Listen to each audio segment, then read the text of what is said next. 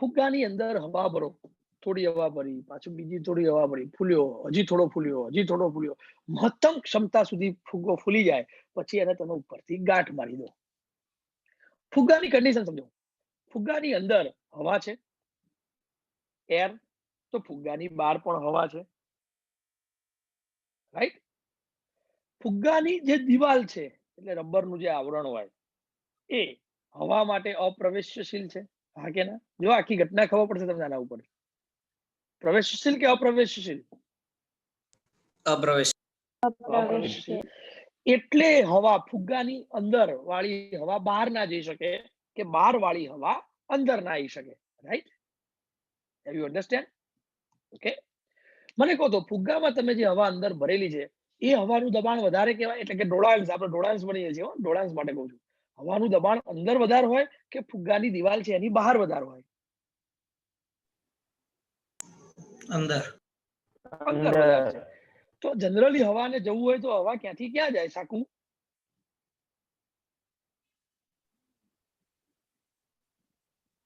અંદરથી બહાર તરફ. પણ એ હવા જઈ શકતી નથી. કેમ? કારણ કે ફુગ્ગાની દિવાલ હવા માટે અપ્રવેશ્યશીલ છે. અન્ડરસ્ટેન્ડ? કારણ કે ફુગ્ગાની દિવાલ એ હવા માટે અપ્રવેશ્યશીલ છે. હવે એ મતલબ તો અહીંયા આગળ હવાનો ઢોળાંશ ક્યાંથી ક્યાં તરફનો થયો કહો તો? અંદરથી બહાર. અંદરથી બહાર તરફ. Very good, excellent answer. હા, વધારેથી ઓછા તરફ એટલે કે અંદરથી બહાર તરફ. પણ હવા જઈ શકતી નથી. હવે હવાને તમારે અવર જવર કરવા દેવી હોય તો તમારે વચ્ચે જે પટલ છે અપ્રવેશશીલ, એને પ્રવેશશીલ બનાવવાનો ટ્રાય કરવો પડે. આપણી પાસે તો હવે અહીંયા આગળ આ ઉદાહરણમાં F0 F1 નથી, તો હું અહીંયા ટાંકણીનો ઉપયોગ કરીશ. ટાંકણી મારું એટલે શું થશે? ફુગાની એ દિવાલ હવા માટે પ્રવેશશીલ બને અને ત્યાંથી હવા દબાણપૂર્વક બહાર આવશે, હા કે ના? ઓકે. મને કહો તો ખાલી એકલી હવા બહાર આવશે કે અવાજ સાથે હવા બહાર આવશે? અવાજ સાથે. અવાજ સાથે હવા બહાર આવશે. ઉર્જા, એકદમ દબાણપૂર્વક હવા બહાર નીકળે એટલે એના કારણે ઉર્જા સર્જાય છે. અહીંયા પણ એવું છે, પ્રોટોન એકદમ દબાણપૂર્વક પ્રવેશશીલ પટલ અપ્રવેશશીલ પટલમાંથી પસાર થાય એટલે એ દબાણ સર્જાવાના કારણે ત્યાં ઉર્જા ઉત્પાદિત થાય અને એ ઉર્જાનો ઉપયોગ કરી એડીપી ફોસ્ફેટ સાથે જોડાઈને એટીપી નું નિર્માણ થાય છે. શું બોલું છું ખબર પડે છે ભાઈ? મસ્ત ઉદાહરણ આપી દો. જ્યારે બી કેમી ઓસ્મોટિક સમજવું હોય આ ફુગ્ગા વાળું બલૂન વાળું ઉદાહરણ યાદ રાખજો. તમને ગમે ત્યારે કેમી ઓસ્મોટિક મસ્ત રીતે આવડશે અને નીટ માટે પણ કોઈ બી ક્વેશ્ચન હશે તો મને વિશ્વાસ છે કે એનો સાચો જવાબ લખીને તમે આવશો. ક્લિયર? આ થિયરી ક્લિયર? ઓકે.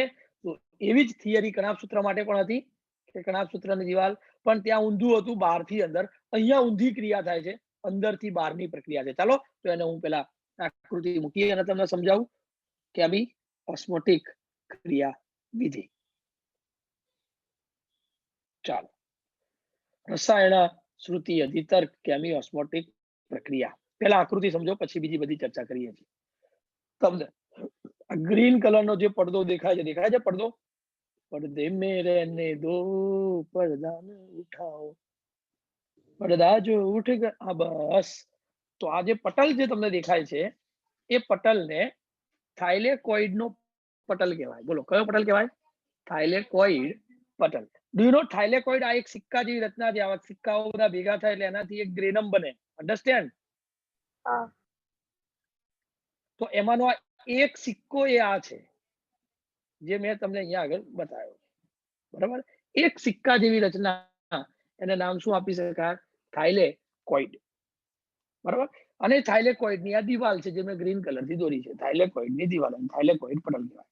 બીજું આ આકૃતિની સાથે સાથે બીજી કેટલીક બેઝિક સમજ ખબર પડશે. તમને સવાલ હોય કે સાહેબ PS1 ક્યાં ગોઠવાયું હોય? તો જો એનો જવાબ PS1 અને PS2 એ થાઇલેકોઇડના પટલ ઉપર આ રીતે ગોઠવાય. અન્ડરસ્ટેન્ડ? વિજાણુ વાહકો બધા એની દિવાલ સાથે આ રીતે સંકળાય. જો આ એક વિજાણુ વાહક સાયટોક્રોમ BF છે. મેં કહેલું ખબર? સાયટોક્રોમમાં સાયટોક્રોમ B અને F હોય. બીજું કદાચ તમને ખ્યાલ હશે બી ખરો કે અંદરનો ભાગ છે એને થાઇલેકોઇડ અવકાશ કહેવાય, તો બહારનો ભાગ છે એને શું કહેવાય? હરિતકણનું આધારક, એટલે આપણે એને સ્ટ્રોમા કહી શકીએ. સાચું? ડન. સિસ્ટમ સમજો. હવે આખી પ્રોસેસ એવી છે કે પાણીના 4 અણુ છે. પ્રકાશ પ્રક્રિયા દરમિયાન થાઇલેકોઇડના અવકાશની અંદર, એટલે કે થાઇલેકોઇડના પોલાણમાં પાણીના 4 અણુનું વિઘટન થાય છે. પાણીના અણુ વિઘટન થાય એટલે એમાં શું ઉત્પાદિત થયું? 4H+, એટલે 4 ફોટોન, 4 પ્રોટોન. ફોટોન નહીં, પ્રોટોન. H+ એટલે પ્રોટોન કહેવાય કેમિસ્ટ્રીમાં. 4 પ્રોટોન બન્યા. પણ શું આ 4 માંથી એક પણ પ્રોટોન આ પટલની બહાર જઈ શકશે? નહીં. કેમ? કારણ કે થાઇલેકોઇડનું પટલ એ પ્રોટોન માટે પ્રવેશશીલ નથી. એટલે પાણીનું વિઘટન થાય એટલે H+ બન્યા કરે, એટલે જેમ જેમ H2O નું વિઘટન થયા કરશે એમ અંદરની બાજુએ H+ નું પ્રમાણ વધતું જ જશે, વધતું જ જશે, વધતું જ જશે, વધતું જ જશે. ના ખબર પડી? બહાર H+ નું પ્રમાણ વધી શકતું નથી. ઓકે. ઉલટાની બીજી વસ્તુ, બહારની બાજુએ બીજી એક ઘટના થાય કે NADP નામનો પદાર્થ છે. એ શું કામ કરે? સ્ટ્રોમામાં જો H+ રહેલા હોય તો એ NADP સાથે જોડાઈને NADP ને શેમાં ફેરવી નાખશે? NADPH2. એટલે શું થશે? બહાર જે થોડા ઘણા H+ છે ને આધારકમાં, એટલે કે સ્ટ્રોમામાં, એ H+ NADP ના રિડક્શનમાં વપરાઈ જાય. then after that બોલો પ્રક્રિયા શું થઈ? તો કે બહારની બાજુ એટલે આધારકની અંદર H+ નું સંકેન્દ્રણ કેવું થઈ જાય? ખૂબ જ ઓછું. અને થાઇલેકોઇડનો જે અવકાશ છે એમાં H+ નું સંકેન્દ્રણ કેવું થઈ જાય? ખૂબ વધારે. મતલબ એક પ્રોટોનનો ઢોળાંક સર્જાયો. હા કે ના? પ્રોટોન ઢોળાંક ક્યાંથી ક્યાં તરફનો થયો? તો કે અંદરથી બહાર તરફનો. પણ શું આ પ્રોટોન અંદરથી બહાર અવર-જવર કરી શકશે ખરા? ના. કારણ કે થાઇલેકોઇડનું પટલ એ પ્રોટોન આયન માટે અપ્રવેશશીલ છે. થર્ડ રીઝન, અત્યાર સુધીમાં મેં તમને 2 કારણો સમજાવ્યા પ્રોટોન ઢોળાંક સર્જાવવા માટેના. કારણ નંબર 1, અંદરની બાજુએ પાણીના અણુનું વિઘટન થાય છે અને H+ બહાર જઈ શકતા નથી. બીજું કારણ, બહારની બાજુના H+ હતા એ NADP ના રિડક્શનમાં વપરાઈ ગયા એટલે બહાર H+ નું પ્રમાણ ઘટતું જાય છે, જે પ્રોટોન ઢોળાંક સર્જાવવા માટે જવાબદાર. કારણ નંબર 3, ત્રીજું કારણ થોડું અઘરું છે, સમજો બધા. PS2 જ્યારે વાતાવરણમાંથી 680 નેનોમીટર તરંગલંબાઈ ધરાવતા પ્રકાશના તરંગોનું શોષણ કરે એટલે એમાંથી ઇલેક્ટ્રોન ઉત્તેજિત થાય. બધાને ખબર છે? હા. એ ઇલેક્ટ્રોન કોણ ગ્રહણ કરશે? તો કે ઇલેક્ટ્રોન ગ્રાહક એને ગ્રહણ કરે છે. ચાર્ટ બધાએ 5 વાર દોર્યો હશે, ખબર જ હશે. ઇલેક્ટ્રોન ગ્રાહક PS1, PS2 ચક્રીય દોર્યો છે 5 વાર. હા. ઇલેક્ટ્રોન ગ્રાહક દ્વારા સ્વીકારવામાં આવે છે. ઇલેક્ટ્રોન ગ્રાહક થાઇલેકોઇડના પટલની બહારની બાજુ હોય છે. નવી વાત. હા, એટલે બહારની બાજુ છે. ત્યાંથી ઇલેક્ટ્રોન પોતાના વિવિધ વિજાણુ વાહકોમાંથી પસાર થાય. બોલો PS2 છે એટલે Q આવશે, પછી PQ આવે, પછી આ CYT થયું અને પછી આ PC થયું. તો એ માર્ગે ઇલેક્ટ્રોન પસાર થાય છે. જો Q માંથી PQ, એમાંથી CYT, એમાંથી PC, PC માંથી PS1 માં જાય. ડન? ઓકે. આ ઇલેક્ટ્રોન જે પસાર થયા કોના થયા? PS2 ના ઇલેક્ટ્રોન એ બાજુ પસાર થઈ અને PS1 માં જાય છે. ઇન બિટવીન ઇલેક્ટ્રોન ગ્રાહક ખરો ને, એના પોતાના ઇલેક્ટ્રોન એ બહાર આધારકમાં હોય, એ મુક્ત કરે. જ્યાં આધારકની અંદર બીજે એ પોતે H+ સાથે જોડાય, કારણ કે ઇલેક્ટ્રોનનો ગુણધર્મ છે H+ સાથે જોડાવું, અને સ્ટ્રોમાની અંદર H+ છે જ, એટલે સ્ટ્રોમાના અડધા H+ NADP સાથે જોડાય છે. અમુક H+ ઇલેક્ટ્રોન ગ્રાહકના ઇલેક્ટ્રોન સાથે જોડાય છે. એટલે ઇલેક્ટ્રોન ગ્રાહક એ H+ સાથે જોડાય છે અને ત્યાર પછી તે ત્યાંથી CYT માં દાખલ થાય. એટલે CYT દ્વારા ઇલેક્ટ્રોન PC માં થઈને PS1 માં જાય. પણ ઇલેક્ટ્રોન તો ઇલેક્ટ્રોન વાહકોમાં જશે, આપણે ઇલેક્ટ્રોનની ચર્ચા જ નથી કરવી. પણ એની સાથે સાથે એ ઇલેક્ટ્રોન જે અંદર આવે એના H+ એ થાઇલેકોઇડની અંદર મુક્ત કરતા જાય. એટલે આ બ્લુ કલરથી જે H+ મેં દોર્યા એ આવી રીતે બહારથી અંદર આવતા H+ છે. ખબર પડી? અને એટલે અંદર H+ નું સંકેન્દ્રણ વધે.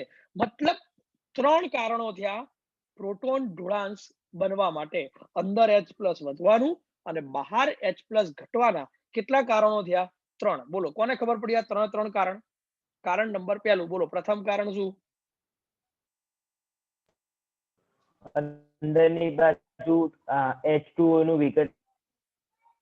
અંદરની બાજુ એ પાણીના અણુનું વિઘટન થાય છે, બરોબર છે, જેના લીધે H+ અંદરની બાજુ જમા થાય છે, જે બહાર આવી શકતા નથી, એટલે અંદર H+ નું પ્રમાણ વધે. બીજું કારણ? NADP નું NADPH2 માં રિડક્શન. હા, એટલે અંદર એટલે શું થાય? આધારકમાં રહેલા H+ NADP સાથે જોડાઈને NADPH2 માં ફેરવાય છે. ડન? એટલે આધારકમાં H+ નું પ્રમાણ ઓછું થાય અને અવકાશમાં વધી જાય. ત્રીજું કારણ શું? PS2 માંથી મુક્ત થતા ઇલેક્ટ્રોન જ્યારે ઇલેક્ટ્રોન ગ્રાહકમાંથી પસાર થઈને વિવિધ વિજાણુ વાહકોમાંથી પસાર થાય એ દરમિયાન ઇલેક્ટ્રોન ગ્રાહકો પોતાના ઇલેક્ટ્રોન વિજાણુ વાહકોમાં દાખલ કરતા નથી, પણ આધારક અથવા સ્ટ્રોમામાં રહેલા હાઇડ્રોજન સાથે જોડાય છે, હાઇડ્રોજન ગ્રાહી સબસ્ટન્સ સાથે જોડાય, અને એ ઇલેક્ટ્રોન ત્યારબાદ સાયટોક્રોમ બી અને એફ દ્વારા અંદર દાખલ થાય છે. એ દરમિયાન બહારનો H+ એ થાઇલેકોઇડના પટલમાં અંદર દાખલ પટલ દ્વારા થાઇલેકોઇડના અવકાશમાં દાખલ થાય છે, જે મેં બ્લુ કલરથી H+ કર્યા છે એ. આમ આધારકના H+ એ થાઇલેકોઇડના અવકાશમાં આવવા માંડ્યા, એટલે ધીમે ધીમે થાઇલેકોઇડના અવકાશમાં H+ વધતા ગયા અને બહાર H+ ઘટતા ગયા.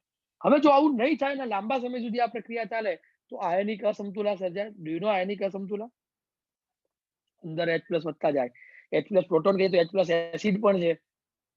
બાયોલોજીકલ પ્રક્રિયા છે, જૈવિક ક્રિયા છે, તો કોષો માટે નુકસાનકારક પ્રક્રિયા બને. એટલે આનું કોઈ સમાધાન તો હોવું જ જોઈએ. એટલે એના સમાધાનના ફળ સ્વરૂપે અહીં ATPase નામનો ઉત્સેચક ઉપયોગમાં આવે છે, જેના 2 ઘટકો બોલો. કયા કયા 2 ઘટકો? F0 અને F1. જેમાંથી F0 હંમેશા પટલ ઉપર આવેલું છે અને H+ ને અંદરથી બહાર, એ પટલ અપ્રવેશશીલ છે ને, એને પ્રવેશશીલ બનાવવાનું કામ, ચેનલ વહન માર્ગ તરીકેનું કામ, અને અહીંયા પાર પટલ વહન નામ આપ્યું. પાર પટલ વહન, પટલની આરપાર થતું વહન.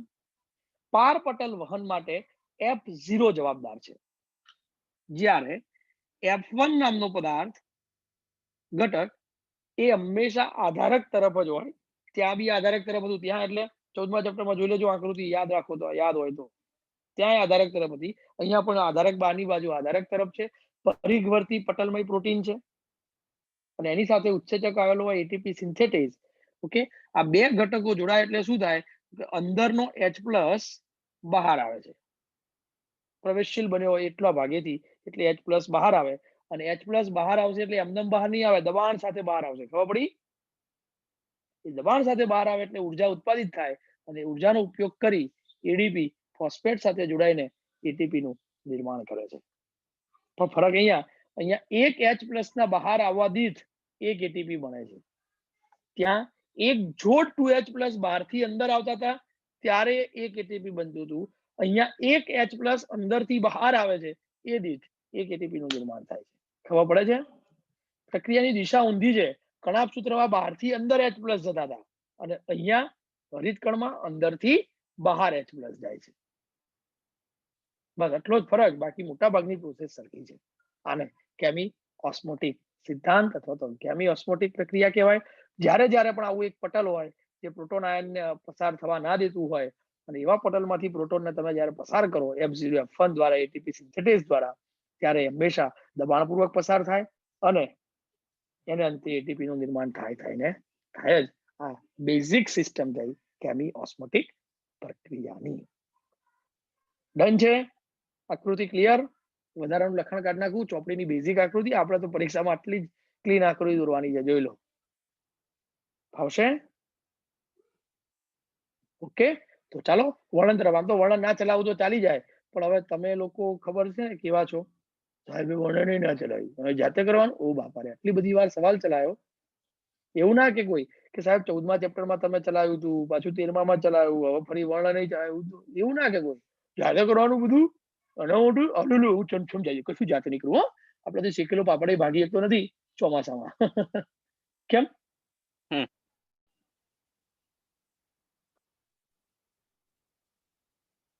શેકેલો પાપડ ભાગી ના શકે ચોમાસામાં. કેમ? કેવી રીતે થાય છે અને તેના વર્ણન માટે કેમી ઓસ્મોટિક અધિતર્ક રજૂ કરવામાં આવે છે એટીપી નિર્માણ પામવા માટે. શ્વસનની જેમ પ્રકાશ સંશ્લેષણમાં પણ એટીપી નું સંશ્લેષણ પટલની આરપાર પ્રોટોન ઢોળાંક સાથે સંકળાયેલ છે. સાચું? આમાં પણ પટલની આરપાર H+ નું વહન થાય છે, પણ અહીં પટલ થાઇલેકોઇડ ના છે. ત્યાં કોના હતા? ત્યાં કણાભ સૂત્રનો અંતઃપટલ હતો. અહીંયા કોના છે? થાઇલેકોઇડના. અહીં એક તફાવત છે. પ્રોટોન થાઇલેકોઇડના પટલની અંદર અથવા તો તેના અવકાશ